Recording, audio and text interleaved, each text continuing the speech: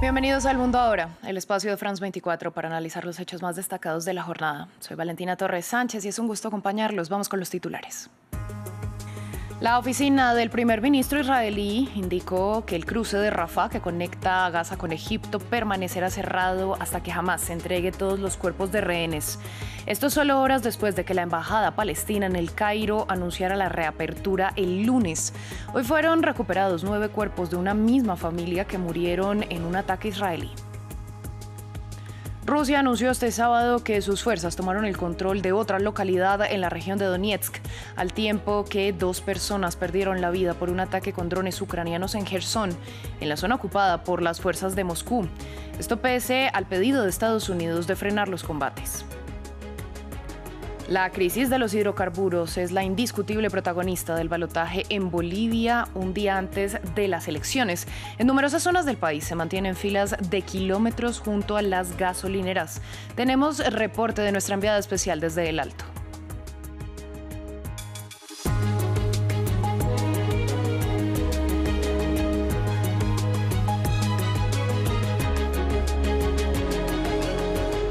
Damos inicio en Medio Oriente porque la oficina del primer ministro israelí Benjamin Netanyahu informó que el cruce de Rafah permanecerá cerrado hasta que Hamás entregue los cuerpos de los rehenes que restan. Esto solo horas después de que la embajada palestina en El Cairo informara que el cruce que conecta a Egipto con la franja de Gaza reabriría el lunes. En paralelo, 9 cuerpos han sido recuperados este sábado tras el ataque del viernes de soldados israelíes contra un minibús que transportaba a una familia. El ejército defendió que el vehículo cruzó la llamada línea amarilla.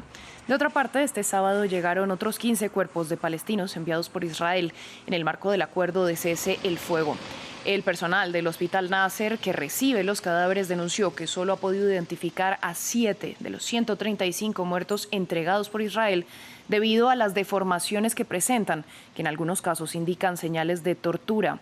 Por otro lado, las autoridades israelíes determinaron que los restos entregados en la noche del viernes por Hamás corresponden a un rehén de 76 años. En las calles de Deir al-Balá, en el centro de Gaza, cientos de personas se congregan para esta procesión fúnebre. El hombre que está siendo enterrado es uno de los palestinos cuyo cuerpo fue devuelto por Israel. La entrega del cadáver fue parte del acuerdo vigente entre Israel y Hamás. Por cada rehén devuelto a Israel, se entregan 15 cuerpos de palestinos a Gaza. Familias se reúnen en el hospital Han Yunis, esperando ansiosamente saber si sus seres queridos se encuentran entre los restos mortales. Vine a identificar a mi hijo, a quien perdí el 7 de octubre. Miré la pantalla, pero sus rasgos faciales no estaban claros debido a la tortura que había sufrido, ya que se trataba de un enemigo injusto. Lo identificamos por el lunar en la nariz y por los dientes. Los cuerpos devueltos son de palestinos muertos en combate, en ataques israelíes o en detención, según afirman las autoridades israelíes, que han rechazado todas las acusaciones de tortura. Sin embargo, identificar estos cuerpos en Gaza está resultando difícil. Es imposible identificar los cuerpos con los métodos primitivos disponibles porque no hay equipo ni laboratorio para hacerlo. Además, hasta el momento no se ha recibido información del lado israelí sobre estos cuerpos.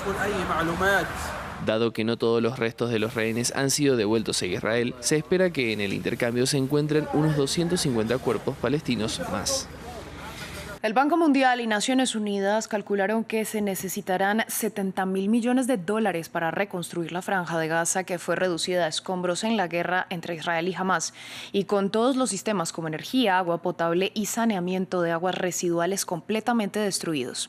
Hasta el momento no hay una fecha de inicio para recuperar todo lo destruido, ya que primero deben ser removidos 55 millones de toneladas de escombros, lo equivalente a 13 pirámides de Giza. Martín Gripo tiene los detalles en este informe. $70.000 millones es lo que calculan el Banco Mundial y Naciones Unidas que se necesitará para reconstruir la devastada franja de Gaza. Una reconstrucción que todavía no tiene fecha de inicio, ya que se evalúan la magnitud de los daños en las diferentes infraestructuras. Equipos de la ONU están examinando la red de aguas residuales de Gaza, cuyas plantas de tratamientos dejaron de funcionar durante la guerra. Tenemos que restablecer la electricidad para empezar a instalar el nuevo sistema de saneamiento. Tenemos un plan masivo de 60 días para aumentar la llegada de alimentos, distribuir 1 millón de comidas al día, empezar a reconstruir el sector sanitario, traer tiendas de campaña para el invierno y que cientos de miles de niños vuelvan a la escuela. Pero esta es una tarea enorme, se la debemos a la gente de aquí, que ha pasado por tanto. Las tareas no serán fáciles. Antes de comenzar con la reconstrucción, deben retirar 55 millones de toneladas de escombros, el equivalente a 13 pirámides de Giza. Y a esto se suma el acceso limitado a materiales y recursos esenciales. En esta panadería, el combustible es esencial para sostener la producción de miles de piezas de pan al día. Ahora se producen 300.000 piezas de pan al día y eso se debe a que ahora podemos obtener la harina, el azúcar, la levadura y lo que es más importante, el combustible que impulsa estas máquinas. Esto demuestra que cuando se mantiene un alto al fuego podemos reconstruir rápidamente y reactivar la producción de alimentos. El Programa de las Naciones Unidas para el Desarrollo dijo que mientras se inicie la reconstrucción será necesario entregar viviendas y baños prefabricados a las millones de personas cuyo hogar fue reducido a escombros. Cambiamos de tema, hablamos del conflicto entre Afganistán y Pakistán. En las últimas horas, un atentado suicida en territorio pakistaní y ataques aéreos en territorio afgano violaron el alto el fuego acordado esta semana entre ambos países, que este mes se enfrentaron en los combates más mortíferos en décadas. Sin embargo, este sábado una delegación de Islamabad se reunirá con un equipo de Kabul en Doha para entablar negociaciones mediadas también por Qatar. Los detalles a continuación. Tras las oraciones del viernes en Karachi, los residentes que se han enterado de nuevos actos violentos se preguntan si se mantendrá el alto al fuego. Los recientes acontecimientos han afectado sin duda a esta región. Han creado un clima de miedo. Las imágenes tomadas por testigos presenciales mostraban humo saliendo de un campamento militar cerca de la frontera con Afganistán. Pakistán afirmó que 7 de sus tropas paramilitares murieron allí el viernes, cuando los militantes atacaron la base con un camión cargado de explosivos. Según informan los medios de comunicación, los ataques aéreos de represalia en la región fronteriza afgana de Paktika causaron la muerte de varios civiles, entre ellos miembros de un equipo de cricket. Islamabad afirmó que el objetivo eran los talibanes pakistaníes responsables del atentado en camión. Nuestra respuesta defensiva, selectiva y precisa no estaba dirigida contra la población civil afgana. A diferencia de las fuerzas talibanes, actuamos con extrema cautela en nuestras respuestas defensivas para evitar la pérdida de vidas civiles. El líder de los talibanes pakistaníes es Noor Wali Mehsud, quien apareció ante las cámaras para desmentir los informes sobre su muerte.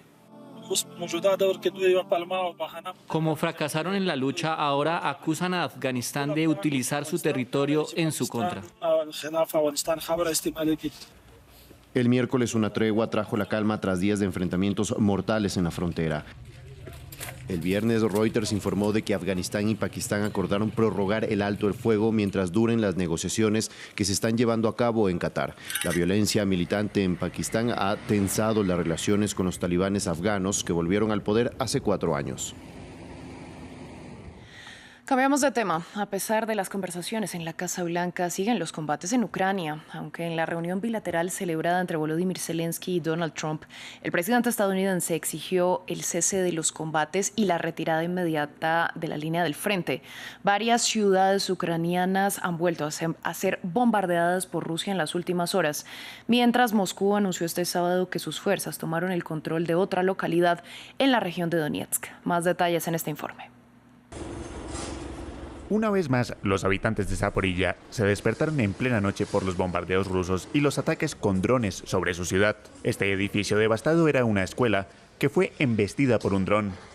El ejército ruso ataca regularmente esta región del suroeste de Ucrania, en particular su amplia red eléctrica, y con la llegada del invierno, el ritmo de los ataques se intensifica. Las mismas imágenes de destrucción más al sur, aquí en Jersón. En Sumy, más al norte, no lejos de la línea del frente, un ataque aéreo causó numerosos daños el viernes. Estos edificios residenciales sufrieron graves daños. Hubo un ataque cerca de la central eléctrica y, por supuesto, la onda expansiva lo devastó todo. 3 años y medio después de la invasión rusa en Ucrania, las fuerzas de Moscú ocupan más de 110.000 kilómetros cuadrados, es decir, aproximadamente el 20% del territorio ucraniano. Kiev presiona para obtener más ayuda militar de sus aliados, para defenderse de los ataques con misiles y drones y hacer frente al avance ruso en una línea de frente de 1000 kilómetros de longitud. Las fuerzas ucranianas siguen atacando instalaciones petroleras rusas con la esperanza de que esta estrategia, junto con las sanciones económicas impuestas por sus aliados, ayuden a frenar la capacidad de Rusia para financiar la guerra. En otras noticias, vamos a la capital estadounidense porque la cadena CNN avanzó que funcionarios del gobierno estarían planteando un posible encuentro entre el presidente Donald Trump y el líder norcoreano Kim Jong-un. El medio estadounidense indica que la Casa Blanca no ha entablado discusiones oficiales al respecto con Pyongyang, pero el plan contemplaría que el republicano visite Corea del Norte durante su próximo viaje a Asia, donde todavía están bien inciertos si podría mantener un encuentro con el presidente chino Xi Jinping tras los más recientes choques en medio de las negociaciones comerciales entre Washington y Beijing. La crisis de los hidrocarburos es la indiscutible protagonista de la segunda vuelta presidencial en Bolivia. A un día de las elecciones, por todo el país se mantienen filas de kilómetros junto a las gasolineras, debido a que el voto es obligatorio. Las y los conductores deben decidir si mantenerse en la espera para poder trabajar o ir a votar. Nos cuenta nuestra enviada especial Ángela Gómez con la cámara de Héctor Estepa. A mi espalda, unos 2 kilómetros de fila de conductores y conductoras de camión que están esperando la llegada del combustible. Aquí en el Alto, como en el resto de Bolivia, indudablemente la gran protagonista de la segunda vuelta es la escasez. Independientemente de sobre quién recaiga la banda presidencial, sea Tuto Quiroga o sea Rodrigo Paz, ambos candidatos prometen que los subsidios tienen los días contados. Pero nosotros nos preguntamos qué es lo que va a pasar una vez que estos subsidios sean retirados y finalmente recaigan sobre el bolsillo de los ciudadanos que necesitan movilizarse o movilizar mercancía, como es el caso de Emma Fernández y su familia. Emma, ¿qué va a pasar cuando quiten los subsidios? La verdad no sé cómo va a ser y nosotros estamos molestos realmente porque estamos haciendo fila para diésel. Mira, hasta hoy día, 4 días ya estamos. Y 3 noches está durmiendo mi esposo y ahora dueño de la carga me está molestando y tengo que ir a descargar. Y ahorita los camioneros también no quieren dejar los chiquitis, no, dice grande. Estamos molestos, diario. Ahora nos preguntamos que aquí al surtidor nos ignora, dicen no sé cuándo va a llegar, no siquiera nos responde. Estamos molestos, no sé, con este gobierno y cuando va a ser con otro gobierno tal vez como también no ve. Y justamente estamos junto a un letrero que dice hay gasolina, hay diésel, pero la realidad es que aquí las personas llevan más de 4 noches sin dormir. Ya no llegamos a la casa, ya no, mi esposo ya no llega ni a la casa, ya no, día y noche ya está haciendo fila, pero no hay, estamos sufriendo aquí por el tema del diésel. Y tampoco, mira de aquí, de La Paz, a Bermejo voy, a medio, hasta Oruro, hasta Potosí, hasta ahí tengo que ir con la que me va a cargar. No llena tampoco. Estamos molestos. Muchísimas gracias, va a disculpar, estoy apuradito. Gracias, Emma. También nos han dicho otras cámaras que ni siquiera tienen tiempo para ir a votar porque no pueden dejar la fila. Y hay grupos de camioneros que ya han anunciado protestas una vez empiece esta política de retirada de los subsidios al combustible. En fin, que aunque se retiraran completamente los subsidios, la realidad es que esto solamente llegaría a copar el 6% del déficit que ya raya en el 12%, de modo que esto no solucionaría finalmente el déficit que enfrenta hoy Bolivia. En Perú, los familiares y allegados de Eduardo Ruiz Sáenz exigieron justicia en el funeral del hombre de 32 años que murió por un impacto de bala durante las protestas antigubernamentales de esta semana, propulsadas tras el ascenso a la presidencia del expresidente del Congreso, José Gerí. Entre tanto, la Fiscalía ha pedido la detención preventiva de los agentes de policía, presuntamente responsables del homicidio. La familia apela directamente al papel del gobierno. Escuchemos al padre de la víctima. Exijo justicia, ¿no? Como vuelvo a repetir, ¿no? Tantas veces pedimos justicia, pero esa palabra parece invisible en el Perú. Quiero que mi hijo le hagan justicia porque lo han matado, como vuelvo a repetir. Vuelvo a repetir, repito que lo han matado, porque ahí están los videos. Y tenemos un testigo todavía, clave, que nadie sabe. Dios quiera que nos quiera ayudar. Porque acá tienen que caer todos, no solo ese policía que lo quieren, pobre policía, no sé si será pobre o no, y el único que lo quiere, y los generales, el alto mando, porque acá hay una cadena de mando. Ese señor no puede estar caminando por ahí como un perrito cualquiera, ¿no? Fin del informativo. A ustedes, gracias por su sintonía.